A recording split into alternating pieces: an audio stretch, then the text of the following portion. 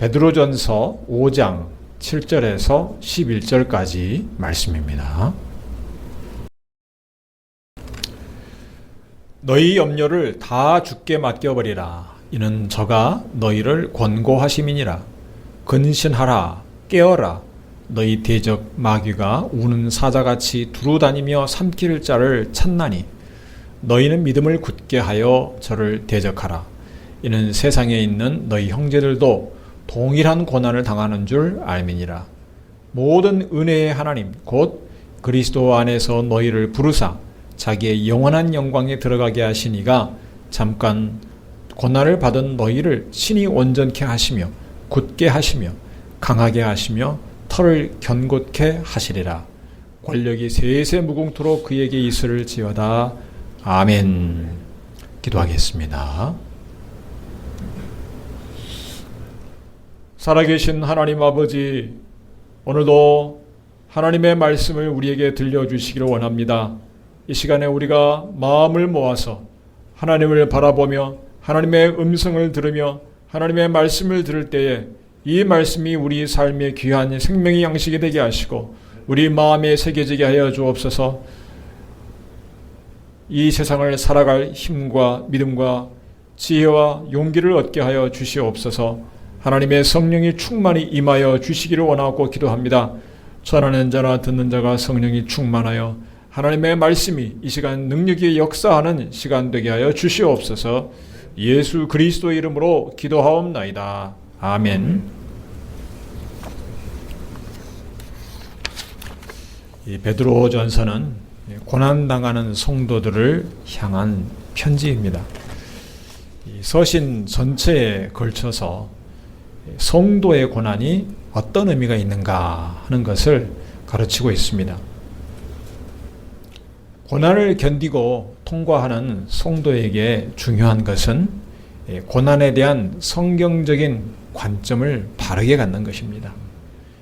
과연 하나님께서 고난 중에 있는 성도에게 함께 하시는가?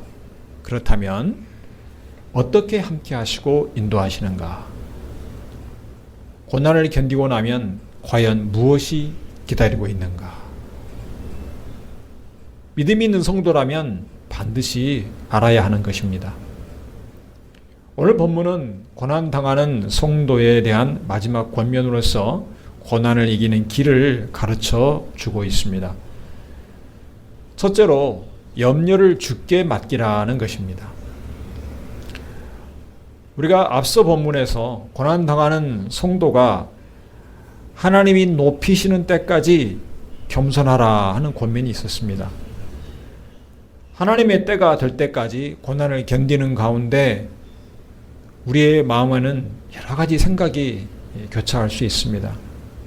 시간이 흐르면서 고난 중에 불안과 염려가 마음을 스쳐 지나가기도 하고 때로는 그것이 오랫동안 머물기도 합니다.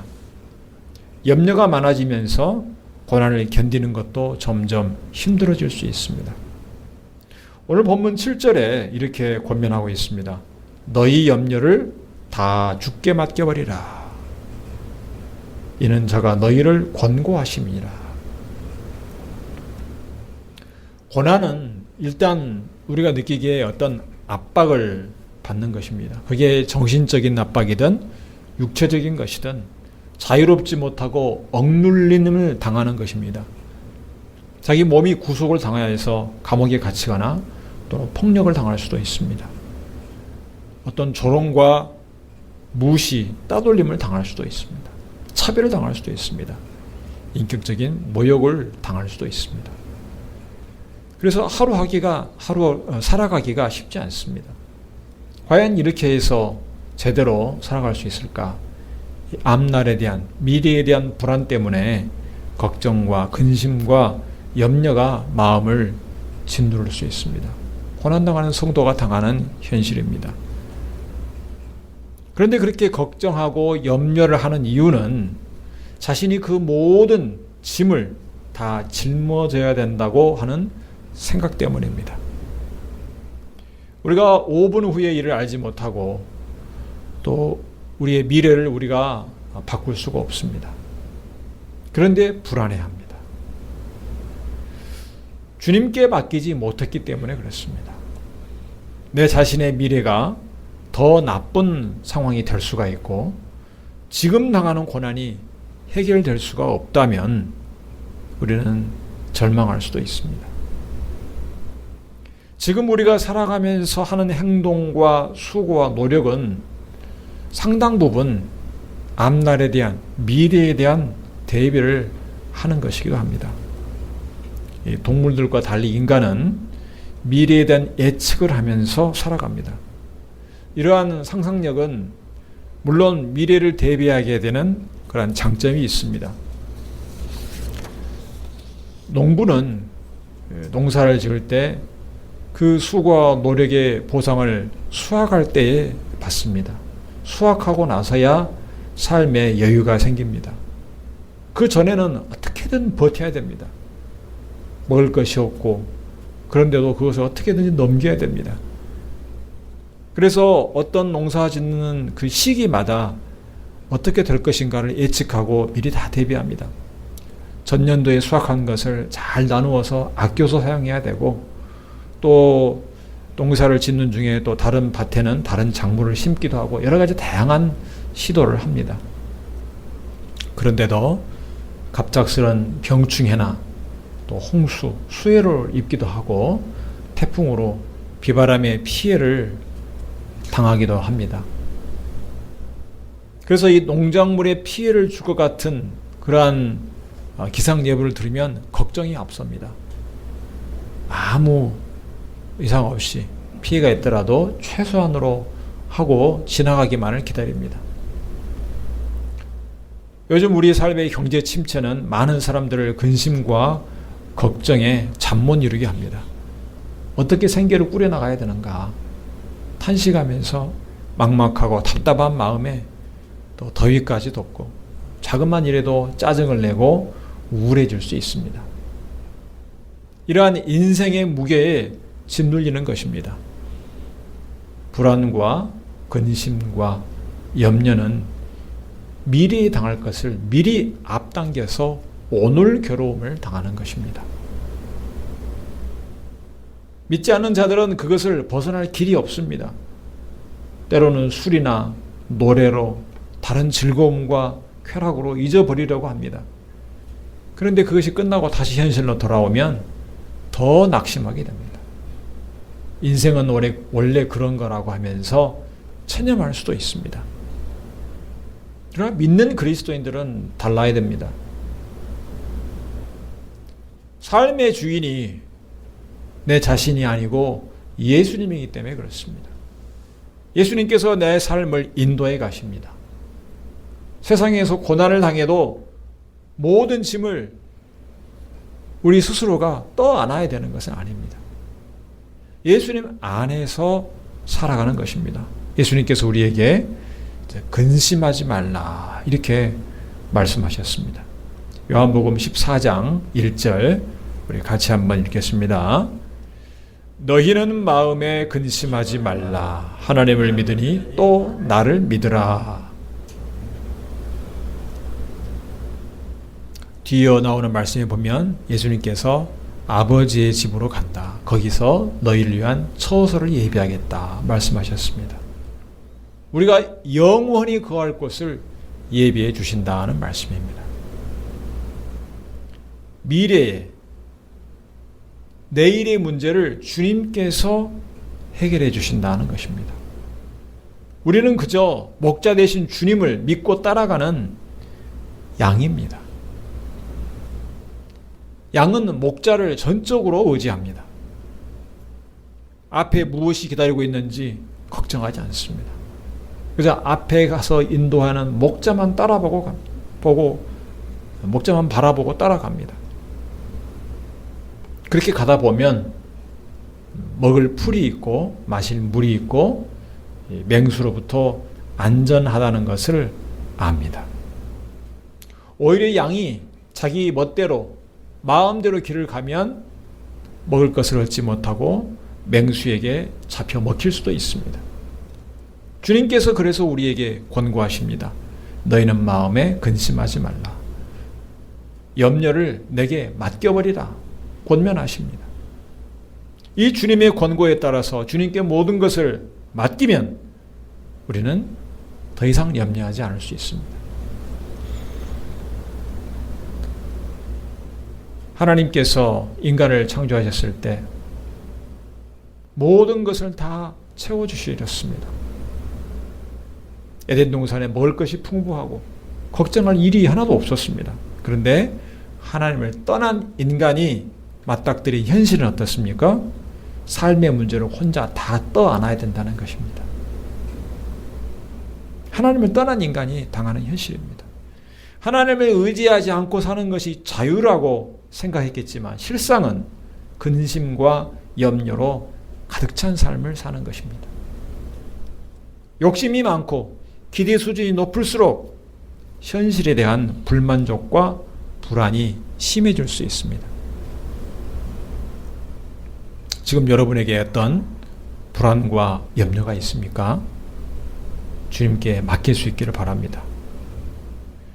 여러분이 원하는 것이 이루어지지 않을까 염려하는 적은 있습니까? 주님께서 여러분의 삶을 주관하시고 인도해 가시는 것을 기억하시기 바랍니다. 주님을 먼저 의지할 수 있기를 바랍니다. 여러분이 예수님 안에 거하지 않으면 아무것도 할 수 없다 했습니다.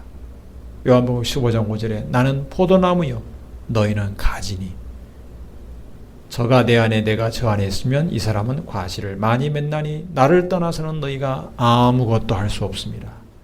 여러분이 예수님의 말씀에 순종하며 예수님의 인도하심에 따라 살고 있는가? 예수님 안에 거하고 있는가? 늘 스스로 물어보시기 바랍니다. 예수님이 여러분 안에 계셔서 여러분을 인도하지 않으면 하나님이 기뻐하는 열매가 있는 삶을 살 수가 없다는 것입니다. 잠언 16장 9절 사람이 마음으로 자기의 길을 계획할지라도 그 걸음을 인도하는 자는 여호와시니라.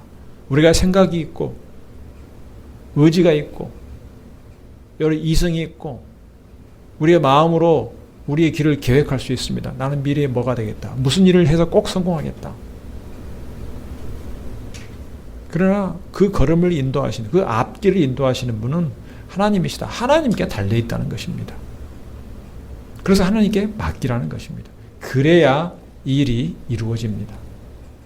내가 계획한다고 일이 되어지는 것 아닙니다. 여러분이 걷는 길은 하나님께서 인도하십니다. 그렇다면 염려를 내려놓는 것이 맞습니다. 하나님이 인도하시는 길을 우리가 왜 염려합니까?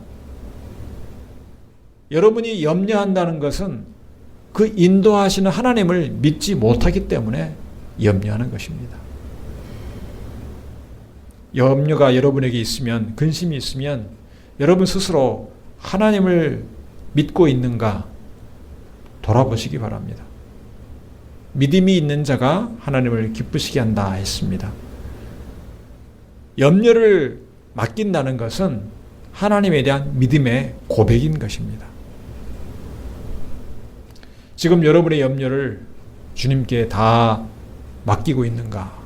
여러분 스스로 돌아보시기 바랍니다. 오늘 여러분에게 하나님께서 말씀하십니다. 그 말씀에 순종하셔서 믿음으로 근심과 염려를 다 떨쳐버릴 수 있기를 기원합니다. 또한 두 번째로 고난을 이기는 길은 마귀를 대적하는 것입니다. 8절 말씀에 보면 근신하라 깨어라 너희 대적 마귀가 우는 사자같이 두루 다니며 삼킬 자를 찾나니 9절 너희는 믿음을 굳게 하여 저를 대적하라. 염려하는 것이 믿음이 흔들리게 하는 것이라면 사단은 당연히 그것을 좋아할 것입니다. 사단은 계속해서 여러분의 믿음을 흔들 것입니다. 오늘 본문에서 비유하기를 우는 사자, 포효하는 그 사자처럼 사냥감을 찾는 사자처럼 사단이 마귀가 넘어뜨릴 자를 찾아다닌다고 했습니다. 사자의 사냥의 성공률은 20에서 30%라고 합니다. 높지가 않습니다. 그러니까 10번 사냥에 그 사자가 딱 의도를 가지고 공격을 하면 성공하는 게 10번 중에서 2-3번밖에 성공 못한다는 것입니다. 그것도 무리를 이루어서 한 마리는 사냥감을 쫓고 한 마리는 기대 매복하고 있다가 잡아서 덮쳐서 그렇게 성공하는 것입니다. 만약 혼자 사냥을 한다면 그보다 훨씬 성공률이 떨어진다고 합니다. 초식동물은 항상 이 풀을 뜯어 먹으면서 무리를 지어서 경계하면서 서로 보호합니다. 한 마리가 불을 뜯으면 다른 동료는 주의를 들어 살펴보기도 합니다. 그래서 어느 한 마리가 신호를 보내면 모두 한꺼번에 도망갑니다. 그러니까 한 마리가 아니고 여러 마리의 눈이 같이 있고 귀가 같이 있는 것이기 때문에 사자가 공격하기가 쉽지 않는 것입니다. 그래서 사자가 공격할 때는 무리에게서 떨어져 있거나 새끼같이 약한 개체를 주로 먼저 찾습니다. 왜냐하면 그래야 성공률이 높기 때문에 그렇습니다. 동물의 왕국 같은 TV 프로그램을 보면 사자가 공격하는 가젤이나 또 임팔라 이런 동물들이 풀을 뜯어 먹으면서도 자주 머리를 들고 귀를 쫑긋하고 주위를 경계하는 것을 살펴볼 수 있습니다. 만약에 주위를 경계하지 않고 열심히 그 맛있는 풀을 뜯어 먹는 것에만 열중하면 그 동물은 사자의 표적이 됩니다. 노리고 있다가 덮칠 수 있습니다. 여러분이 근신하에 깨어있지 않으면 사단의 시험과 유혹에 넘어가기 쉽고 사단의 공격을 받기가 쉽습니다. 여러분 자신이 원하는 것과 하나님이 원하는 것 사이에서 늘 갈등하고 고민하고 있는 사람이 있다면 그 사람은 사단에게 쉬운 사냥감이 되는 것입니다. 달콤한 말에 넘어가기 쉽습니다. 여러분이 온 마음을 다해서 온 정성을 다해서 하나님을 사랑하지 않으면 그 남겨둔 그 마음의 빈 곳을 사단이 파고들어서 여러분이 시험에 빠질 수 있습니다. 고난을 당하는 성도는 하나님에 대한 의심을 할 수 있고 원망에 쉽게 빠질 수 있습니다. 왜 나에게만 이런 일이 생기는가? 하나님 나에게 왜 이런 힘든 일을 허락하십니까? 하나님 살아계십니까? 왜 다른 사람과 달리 적당한 생활의 안정을 누리지 못하고 왜 이렇게 물질적으로 늘 힘들게 하십니까? 왜 신앙생활이 이렇게 힘듭니까? 이런 원망을 할 수 있습니다. 특히 고난을 당하는 성도는 여러 가지 감정으로 괴로울 수가 있습니다. 하나님에 대한 원망뿐 아니라 갈등 관계에 있는 핍박하는 사람에 대한 미움의 감정도 심해질 수 있습니다.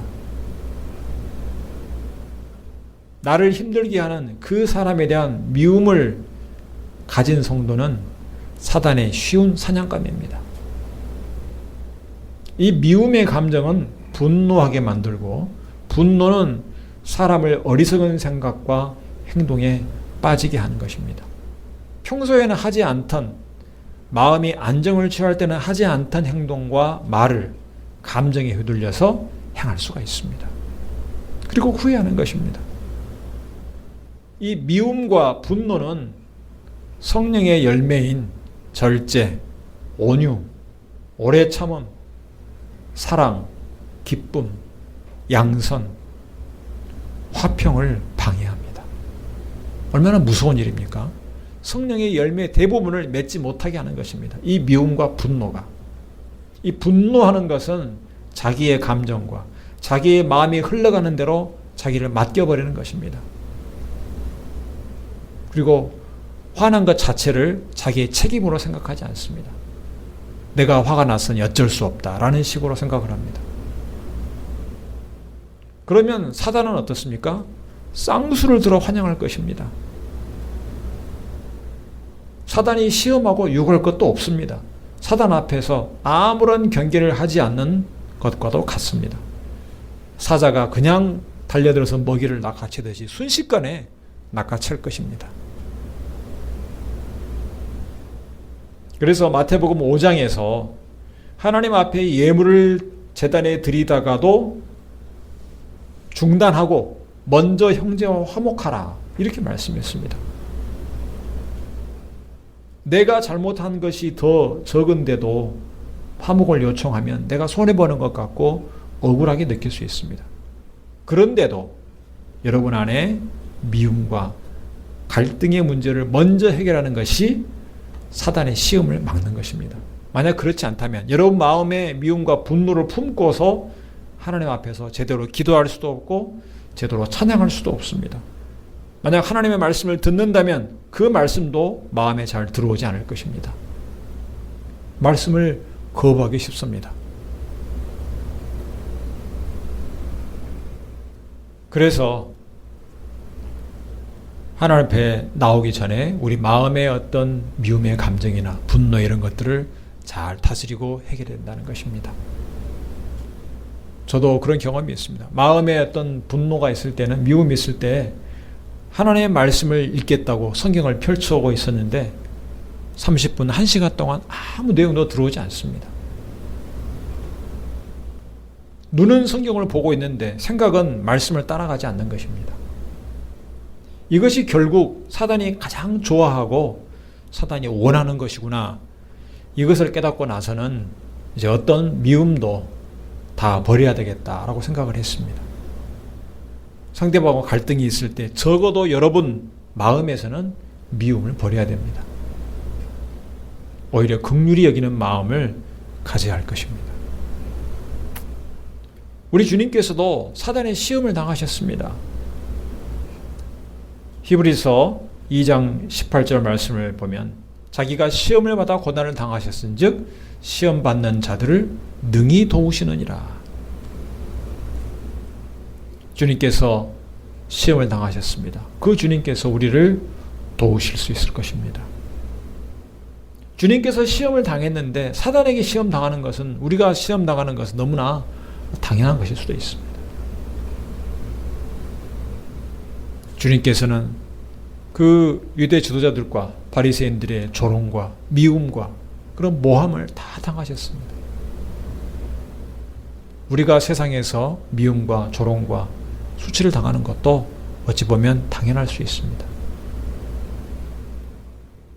세상의 마지막이 다가올수록 사단은 믿는 성도라 할지라도 어떻게든지 넘어뜨리게 하려고 시도합니다. 그래서 우리의 신앙생활은 늘 영적인 싸움의 연속일 수밖에 없습니다.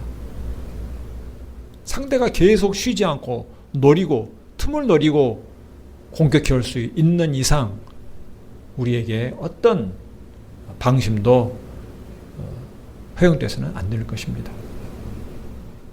혹시 사단이 나를 시험하고 유혹하고 있지는 않은가? 내 생각과 마음을 흔들어서 하나님을 잊어버리고 세상의 즐거움을 따라가게 하지는 않는가? 내가 원하는 것에 열심을 다하다가 하나님의 뜻을 무시하고 있지는 않은가? 우리가 늘 깨어서 경계하고 살펴야 되는 것입니다. 여러분이 주위에 보고 듣는 것, 경험하고 만나는 사람들을 통해서 수많은 시험과 유혹이 다가올 수 있습니다. 그래서 영적으로 깨어서 긴장하라고 했습니다. 깨어 근신하라. 굶주린 맹수의 눈, 사냥감을 노리고 있는 그 맹수의 눈과 같은 사단의 눈이 성도 여러분을 삼키려고 노려보고 있는 것입니다. 조그만 허점이라도 보이면 놓치지 않고 달려들 자세가 늘 되어 있습니다. 이것은 여러분이 예상하는 것보다 훨씬 심각한 문제입니다. 매일 일어나는 문제이기 때문에 우리가 둔감해져 있을 뿐이지 심각한 문제입니다. 한국 교회가 어떻게 이렇게 세속주의에 물들게 되고 사회에 지탄을 받게 되었는가? 사단에 대해서 제대로 대처하지 못했기 때문에 그렇습니다. 두 눈 부릅뜨고 깨어 근신하며 사단의 공격을 경계하고 말씀과 기도로 늘 깨어있지 못한 결과입니다. 안 이랬기 때문에 사단의 공격이 다 나가 떨어진 것입니다.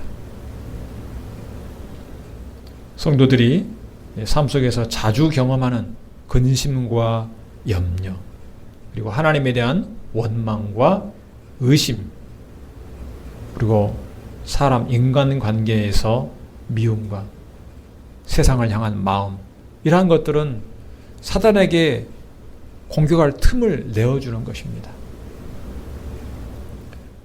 이것은 영적으로 잠들어 있는 것과 같습니다. 깨어있지 못하고 잠들어 있는 것.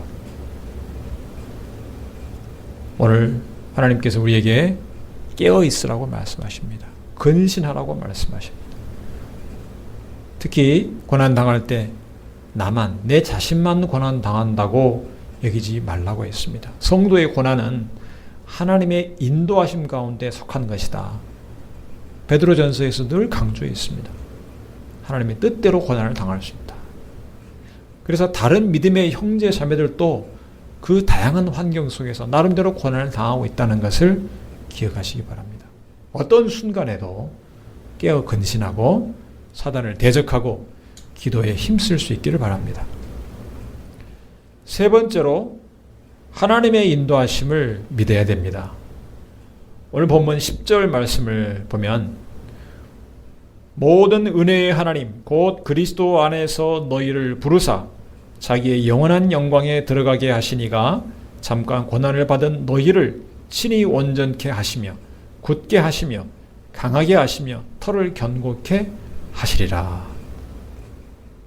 고난 중에 염려를 주께 맡기고 깨어 근신하는 것이 이 단기적인 면에서 당장 어떤 그리스도인들이 취할 태도라면 오늘 이 10절 말씀은 장기적인 관점에서 성도가 반드시 알아야 될, 붙잡아야 될 말씀입니다. 고난의 이유를 아는 것입니다. 하나님께서 예수 그리스도 안에서 여러분을 택하시고 부르셨다는 것, 이것을 잊지 않아야 되는 것입니다. 고난의 순간에도 변함이 없습니다. 하나님께서 여러분을 예수 안에서 택하시고 부르셨다. 하나님의 자녀가 되게 하셨다. 어떠한 극심한 고난 중에도 그 사실은 변치 않는 진리입니다. 그것을 확실하게 붙들어야 됩니다. 이 믿음이 흔들리면 고난 속에서 오래 견딜 수가 없습니다. 만약 오랫동안 지속되는 이 고난을 견딜 수 없다면 그것은 이 고난 끝에 무엇이 기다리고 있는가 확신할 수 없기 때문에 그렇습니다. 내가 이 고난을 견디고 나면 과연 무엇이 남을 것인가? 무엇을 내가 얻을 수 있었는가? 그것을 알 수 없다면 지금 고난을 견디는 힘이 점점 약해질 수밖에 없습니다. 1년, 2년, 10년 시간이 가면서 점점 힘이 약해지기 쉽습니다. 하나님께서 고난 속에 여러분을 두신 뜻을 알아야 됩니다. 하나님께서 여러분에게 고난을 허락하신 것이 하나님의 은혜에서 벗어나는 것이 아니다. 이것을 분명하게 알아야 됩니다. 하나님의 여러분을 계속해서 은혜 가운데 인도해 가고 계시는 것입니다. 장차 영원한 영광을 얻게 하신다고 했습니다. 주님 오시는 그날에. 하나님께서 이것을 보증하십니다. 지금 잠시 고난을 당하는 것은 그 영광을 얻기에 합당하도록 여러분을 연단하시고 다듬어 가시는 것입니다. 영광스러운 면류관을 얻기에 합당한 사람으로 여러분을 바꾸어 나가는 것입니다. 그래서 고난을 주시는 것입니다. 지금 이대로 모습으로 영광의 면류관을 쓴다면 얼마나 부끄럽겠습니까? 하나님께서 그 영광의 면류관을 쓸 수 있도록 여러분을 변화시켜 가시고 점도 없이 흠도 없이 우리 주님을 닮아가도록 인도해 가시는 것입니다. 대장간에서 칼을 만드는 대장장이가 쇠 막대기를 불에 달굽니다. 그러면 그 막대기가 쇠 막대가 빨갛게 달구어지고 심지어 노랗게 됩니다. 그러면 그 쇠 막대기를 물에 넣어서 식힙니다. 그리고 단단한 곳에 넣고 망치로 내려칩니다. 쇠가 달구어지지 않을 때는 아무리 망치로 내려쳐도 모양이 변하기가 어렵습니다. 그런데 불에 달군 그 쇠는 망치가 내리치면 그 안에서 조직이 단단해지면서 동시에 모양이 변하기 시작합니다. 재상자이가 원하는 방향으로 원하는 곳을 망치로 내려칩니다. 그래서 모양을 만들어 갑니다. 재상자기는 다시 불에 그 쇠를 달굽니다. 또 뜨겁게 합니다. 그리고 또 물에 넣어 식히면서 계속 망치로 내리칩니다. 모양을 만들어 갑니다. 더 납작하게 만들고 더 단단하게 만듭니다. 이 과정을 수십 번 반복하면서 단단하고 날카로운 칼이 만들어지는 것입니다. 그래서 나중에는 어떤 것도 단번에 벨 수 있는 날카롭고 단단한 명검이 되는 것입니다. 성도가 고난을 당하는 것이 마치 그와 같습니다. 하나님께서 성도를 온전하게 만드시고 굳게 하시고 강하게 하실 것입니다. 때로는 우리를 뜨거운 불에 타는 듯이 그 고통스러운 상황으로 마음을 찌르는 고통스러운 고난을 당하게 할 수 있습니다. 때로는 망치에 얻어맞는 것처럼 충격을 우리가 당할 수도 있습니다. 한 번이 아니고 여러 번 당합니다. 그 기간이 1년이 될 수 있고 2년이 될 수 있고 10년이 될 수도 있습니다. 대표적인 예가 여러분 다윗입니다. 다윗은 소년 시절 골리앗을 물리친 일로 유명해졌습니다. 잠시 승승장구했습니다. 다윗은 만만이고 사울은 천천이다. 이런 말을 백성들이 듣기도 했습니다. 그런데 그 뒤로 사울에게 미움을 받아서 오랜 기간 죽을 위협에 시달리면서 도망 다녔습니다. 하나님께서 어렸을 때 자기에게 기름을 부으게 하신 것, 사무엘을 통해서 기름 부으신 것은 거의 잊어버릴 정도로 희미한 기억 속에 존재할 수 있습니다. 그러다가 마침내 왕이 되었는데 그것도 한 번에 전체 이스라엘의 왕이 된 것도 아닙니다. 유다의 왕이 되었습니다. 그리고 또 몇 년이 흘러서 겨우 전체 이스라엘의 왕이 되었습니다. 그뿐입니까? 나중에 그는 아들 압살롬에게 쫓겨서 또 몇 년간 도망 다니기도 했습니다.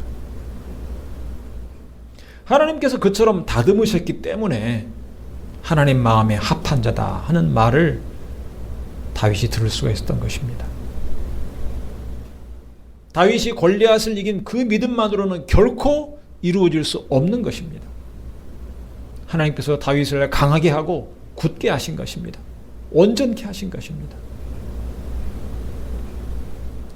하나님은 여러분도 마찬가지로 연단해 가십니다. 고난을 견딘 성도는 단단하고 성숙한 믿음을 갖게 됩니다.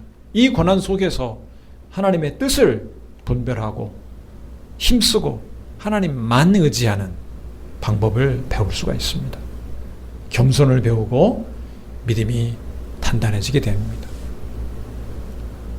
성도 여러분, 여러분의 모든 근심과 염려를 주님께 맡길 수 있기를 바랍니다. 주님 안에 거하면서 주님이 주시는 평안을 누릴 수 있기를 바랍니다. 사단은 성도를 끊임없이 시험하고 유혹합니다. 삼킬 자를 찾는다고 했습니다. 늘 깨어 근신하고 기도하며 사단이 공격할 틈을 내어주지 않아야 됩니다. 하나님이 여러분에게 잠시 고난을 주신 것은 여러분을 온전하게 하기 위해서, 강하게 하시기 위해서, 굳게 하시기 위해서입니다. 하나님이 기뻐하시는 자녀가 되게 하시는 것입니다. 염려를 주께 맡기고 마귀를 대적하고 하나님의 인도하심을 믿으며 고난 속에서도 늘 승리하는 성도들이 되시기를 주님의 이름으로 축원합니다. 기도하겠습니다. 하나님 아버지, 은혜를 감사합니다. 오늘도 귀한 말씀 감사합니다. 우리가 세상에서 고난을 당할 수 있습니다. 하나님의 선하신 뜻 가운데 고난을 당할 때 우리의 모든 염려와 근심을 다 주께 맡겨버리게 하여 주시옵소서. 우리가 그 모든 짐을 떠안고 스스로 감당하는 어리석음에 빠지지 않게 하시고 우리의 앞길을 인도해 가시는 목자 되신 주님을 따라가는 저희들이 되게 하여 주시옵소서. 아버지 하나님, 우리의 약한 부분, 우리의 감정과 우리의 모든 근심과 우리의 원망과 우리의 모든 마음들을 흔들고 넘어뜨리려는 사단의 대적에 우리가 늘 대처를 할 수 있도록 도와주시옵소서. 깨어 근신하며 기도하게 하여 주시고 사단을 대적하게 하여 주시고 오직 하나님의 인도하심 따라 늘 영적 싸움에서 승리하도록 우리를 이끌어 주시옵소서. 아버지 하나님, 고난 속에서도 하나님의 인도하심을 믿게 하여 주시옵소서. 우리를 온전케 하시며 우리를 강하게 하시며 견고하게 하시며 굳게 하시는 하나님의 선하신 인도하심을 믿고 늘 하나님을 믿어 승리케 하여 주시옵소서. 어떠한 고난에서도 승리하도록 저희들을 굳게 붙들어 주시옵소서. 예수 그리스도 이름으로 기도하옵나이다. 아멘.